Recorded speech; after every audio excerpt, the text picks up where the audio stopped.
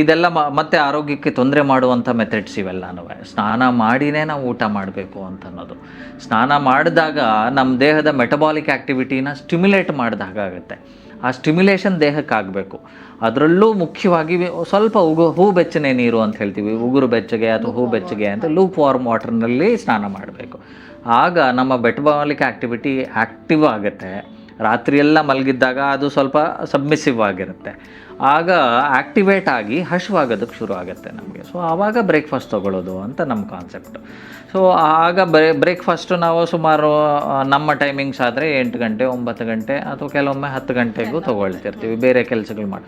ಯಾಕೆ ನಾವು ಅಲ್ಲಿವರೆಗೂ ವೆಯ್ಟ್ ಮಾಡಬೇಕು ಅಂತ ಹೇಳಿದ್ರೆ, ಈ ಬೆಳಗ್ಗೆ ಎದ್ದ ತಕ್ಷಣ ನಮ್ಮ ಡೈಜೆಸ್ಟಿವ್ ಆ್ಯಕ್ಟಿವಿಟಿ ಅಷ್ಟು ಸ್ಟ್ರಾಂಗ್ ಆಗಿರಲ್ಲ. ಹೋಗ್ತಾ ಹೋಗ್ತಾ ಸನ್ರೈಸ್ ಆಗ್ತಾ ಸನ್ನನ ಎಫೆಕ್ಟ್ ಆಗ್ತಾ ನಮ್ಮ ದೇಹದಲ್ಲಿ ಮೆಟಬಾಲಿಕ್ ಆ್ಯಕ್ಟಿವಿಟಿ ಜಾಸ್ತಿ ಆಗ್ತಾ ಹೋಗುತ್ತೆ. ಆವಾಗ ನಮಗೆ ಹಶ್ವಾಗಕ್ಕೆ ಶುರು ಆಗುತ್ತೆ. ನೀವು ಬೆಳಗ್ಗೆ ಎದ್ದ ತಕ್ಷಣ ನೋಡಿದ್ರೆ ತುಂಬ ವಿರಳ, ಹಶ್ವೇ ಆಗಲ್ಲ ಎಲ್ರಿಗೂ. ಕೆಲವರು ಮಾತ್ರ ಇರ್ತಾರೆ ಬೆಳಗ್ಗೆ ಎದ್ದ ತಕ್ಷಣ ಹಶ್ವಾಗುತ್ತೆ ಡಾಕ್ಟ್ರೆ ಏನಾರು ತಿಂದುಬಿಡಬೇಕು ಅಂತ. ಆವಾಗ ಅಡುಗೆ ಮನೆಯಲ್ಲಿ ಏನೂ ಇರಲ್ಲ, ಕಾಫಿ ಅಭ್ಯಾಸ ಆಗೋಗುತ್ತೆ.